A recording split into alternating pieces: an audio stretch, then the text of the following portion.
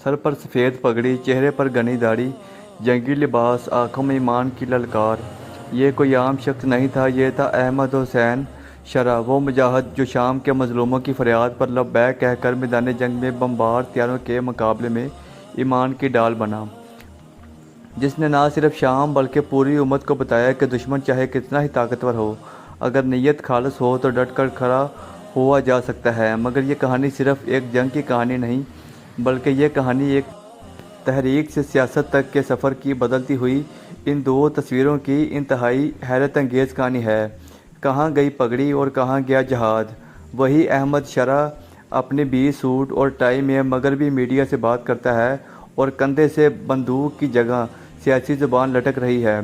वो शख्स जिसे कभी दुनिया का सबसे ख़तरनाक दहशतगर्द करार दिया गया था, आज मगरबी थिंक टैंक्स के मुताबिक सीरिया के मुस्तकबिल के लिए एक पिगमेटिक ऑप्शन बन चुका है। और सबसे हैरत अंगेज़ लम्हा ये तस्वर है जहां अमेरिकी सदर डोनाल्ड ट्रंप, जिसने कल तक किसी अहमद शरा के सर पर $10 मिलियन का इनाम रखा था, आज इससे खुश होकर हाथ मिला रहा है। यह क्या है अहमद का बदल जाना या अमेरिका की मुनाफकत? तारीख गवाह है कि अमेरिका जिससे आज फ्रीडम फाइटर कहता है, कल इसी को टेररिस्ट करार देता है, और जिससे वह ग्लोबल थ्रेट कहता है, वो अमेरिकी मफादात के ख़िलाफ़ खड़ा हो चुका होता है। अब सवाल ये है कि क्या अहमद ने खुद को मगरबी काबिल कबूल बनने के लिए बदला, या अमेरिका ने अपने मफादात के लिए एक और कल का दुश्मन आज के इत्तेहादी में बदल दिया। अहमद हुसैन शरा ने अबू मोहम्मद अल जलानी के नाम से भी जाना जाता है। 29 अक्टूबर 1982 को सऊदी अरब के शहर रियाद में पैदा हुआ। इनका ख़ानदान गुलान की पहाड़ों से तल्लक रखता है, जो 1967 की अरब इसराइल जंग के बाद इसराइली कब्ज़े में चला गया था। इनके वालिद हुसैन अली शरा पेट्रोलियम इंजीनियर और अरब कौम परस्त कारकुन थे, जिन्होंने बगदाद यूनिवर्सिटी से तालीम हासिल की। अहमद की वालदा जोग्राफिया की टीचर थी। 1989 में इनका ख़ानदान दमिश्क के मज़ा इलाके में मुंतकिल हो गया। अहमद ने नौजवानी में मज़हब की तरफ रुझान बढ़ाया और 2003 में इराक़ पर अमेरिका हमले के बाद अल-कायदा में शमूलियत अख्तियार कर ली। इन्होंने 3 साल तक इराक़ी मज़ाहमत में हिस्सा लिया और 2006 में अमेरिकी फ़ौज के हाथों गिरफ़्तार होकर 2011 तक अमेरिका की कैद में रहे। ये इंतहाई हैरत अंगेज़ दास्तान है।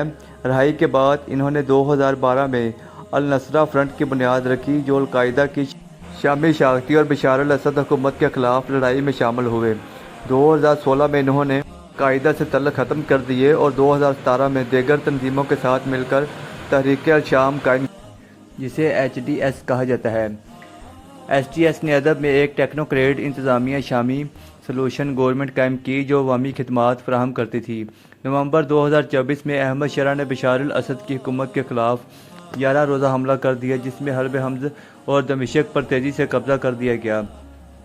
8 दिसंबर 2024 को बशार अल-असद हुकूमत के खात्मे के बाद शरा ने शाम की अबूरी हुकूमत की क़यादत संभाल ली। 20 जनवरी 2025 को दमिश्क में शामी इनकलाब उल्फत कॉन्फ्रेंस में इन्हें बाज़ाब्ता तौर पर शाम का सदर मुकर्रर कर दिया गया। ये कितना हैरत अंगेज़ है कि एक ऐसा शख्स जिसके सर की कीमत $10 मिलियन थी, कि एक ऐसा शख्स जिसे ग्लोबल टेररिस्ट कहा जाता था, आज वो सीरिया का सदर बन चुका था। सदर बनने के बाद इन्होंने पूरी तरह आइन नाफिज किया, जिसका मकसद 5 साल पूरी दौर में मुल्क को इस्तेहकाम देना है। इन्होंने अमेरिका, तुर्की, कतर, सऊदी अरब के साथ ताल्लुकात बेहतर बनाने की कोशिश की और मार्च 2025 में इन्होंने शामी जमहूरी फ़ौज HDF के साथ मुआहदा किया, जिसके तहत SDF की फ़ौजी और सिविल अदारों को शामी रियासत में ज़म कर दिया गया। ये तब्दीली आप देख सकते हैं। एक ऐसा शख्स जिसके हाथ में बंदूक थी, जिसका फ़ौजी लिबास था, जिसकी ललकार थी इस्लाम, इस्लाम और इस्लाम, आज वो मगरबी मीडिया के सामने टाई पहनकर बात कर रहा है। अगरचे इनकी क़यादत में शाम में कुछ इस्तेहकाम आया, लेकिन इनकी माजी की जहादी सरगर्मियों में अल-कायदा से वाबस्तगी के बाइस इनकी हुकूमत पर शक व शुबहात का इजहार अभी किया जा रहा है। 2025 में टाइम मैगज़ीन ने इन्हें दुनिया के बाअसर तरीन अफराद में शामिल कर दिया। तसव्वुर करें, ये वही अबुल मोहम्मद अल जलानी अहमद हुसैन अल शरा है, जिसके सर की कीमत 2017 में इसी अमेरिका ने $10 मिलियन मुकर्रर की।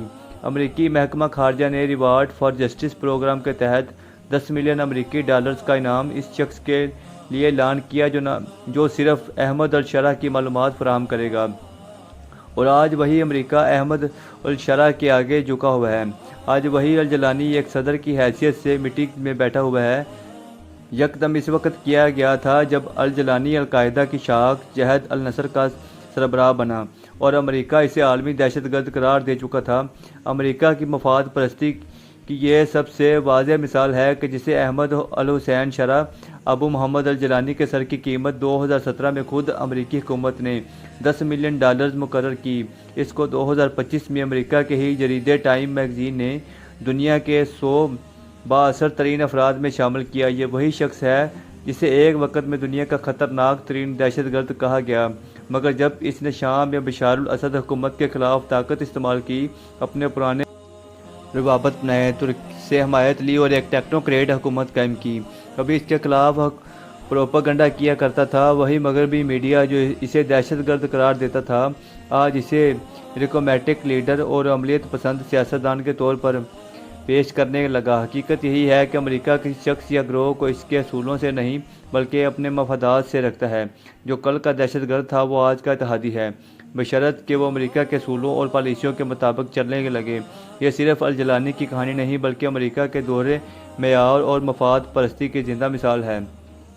دوسری طرف وہ شخص جو کبھی خلافت شریعت یا جہاد کا لمبردار تھا، آج وہی امریکہ سے ہاتھ ملا رہا ہے، مغربی میڈیا کو انٹرویوز دے رہا ہے اور سیاسی اقتدار کی راہ پر گامزن ہے۔ اسلام اور امت کی باتیں اب کہاں ہیں؟ علاقائی استحکام جیسے الفاظ سنائی نہیں دیتے۔